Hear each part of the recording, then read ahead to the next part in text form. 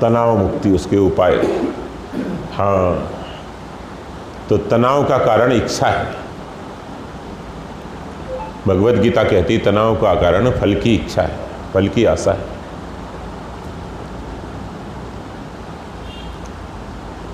इच्छा पूरी नहीं होती तो तनाव होता है।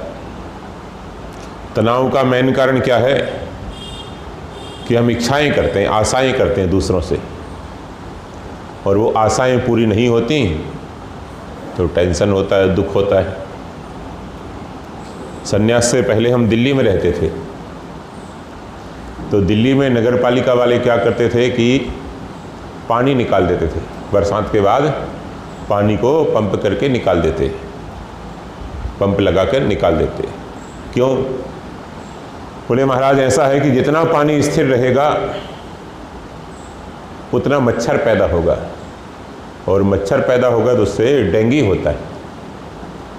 तो जितना पानी उतना मच्छर, जितना मच्छर उतना डेंगू।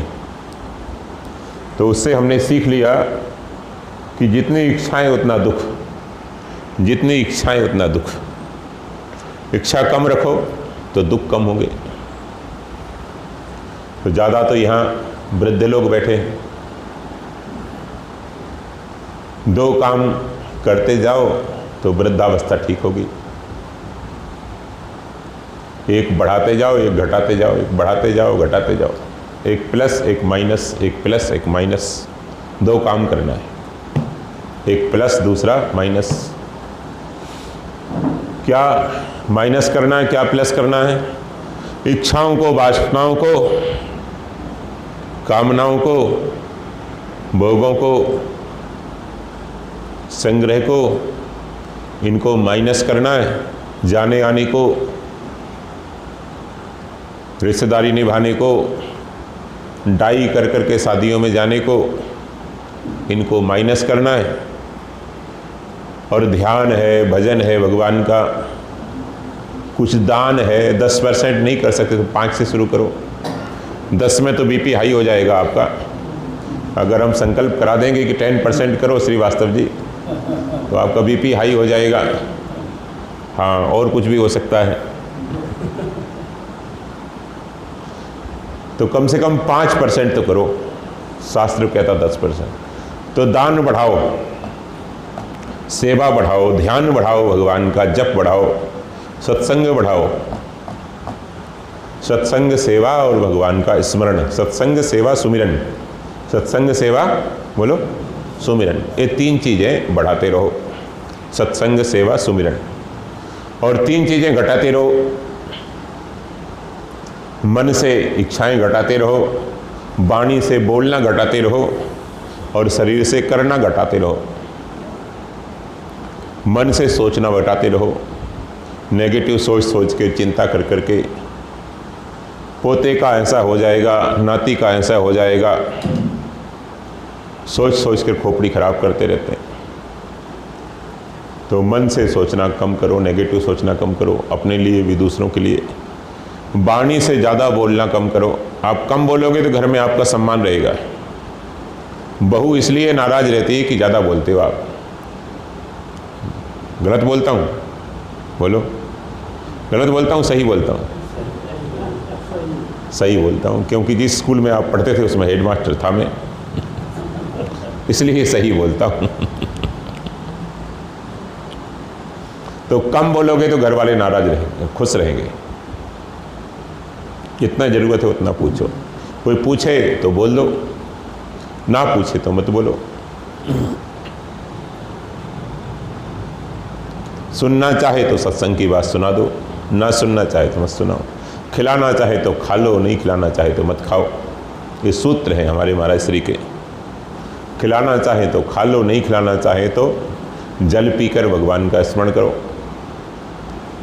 अपने पास कुछ रखो, चने रखो, कुछ रखो अपने पास, सब्स्टिट्यूट रखो कुछ। आपको दवाई खाना पड़ती है, नहीं खाओगे तो शुगर ज़्यादा हो जाए, कुछ रखो, इंतजाम रखो। पेंशन तो मिलती होगी आपको, मिलती है ना? अधिकांश पेंशनर बैठे हैं। बुढ़ापे में 2 चीज़ें मिलती हैं, पेंशन के अलावा एक और है, पता है आपको? पता तो है लेकिन ध्यान नहीं देते। रोटी खाने के लिए पेंशन मिलती है और रोने के लिए टेंशन मिलता है। वृद्धावस्था में ये दो चीजें मिलती हैं। रोटी खाने को पेंशन मिलती है और रोने को टेंशन मिलता है।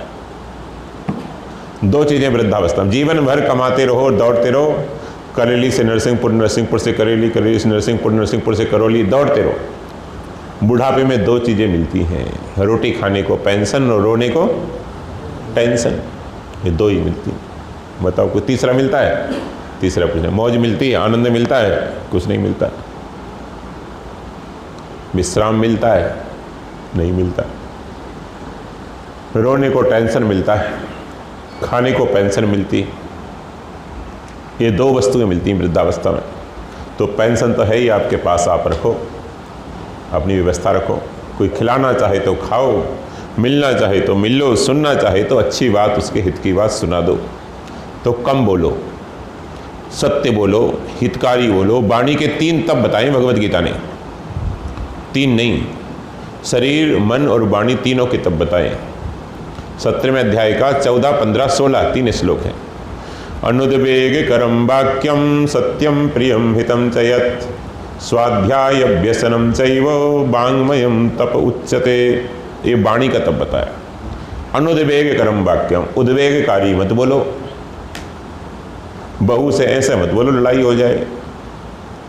राखी का त्योहार है वैसे भी, ठीक है। उद्वेगकारी मत बोलो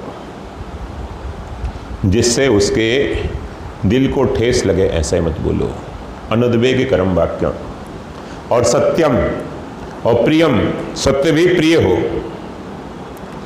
कहाँ ही सत्य प्रिय वचन विचारी, सत्य हो और प्रिय हो, वो विचार कर बोले। तो अनुद्वेग करम वाक्यम, सत्यम वाक्यम, प्रियम वाक्यम, हितम वाक्यम। और स्वाध्याय करता रहे वाणी से, अभ्यास करता रहे नाम स्मरण का, पाठ का, ध्यान का। ये वाणी का तप बताया है।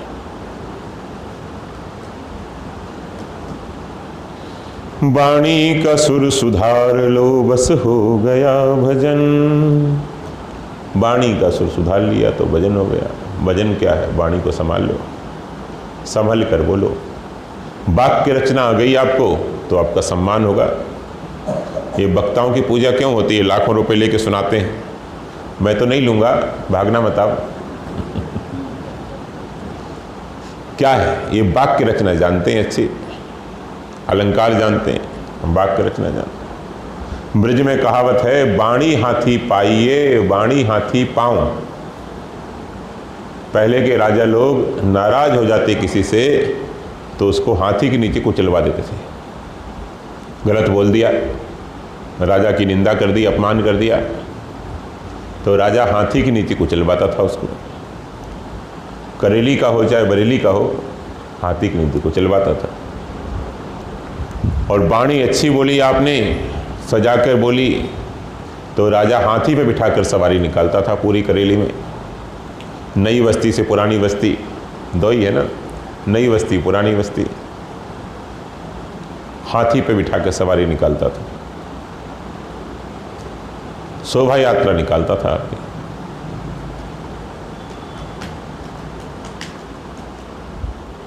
वाणी हाथी पाइये, वाणी हाथी पाओ।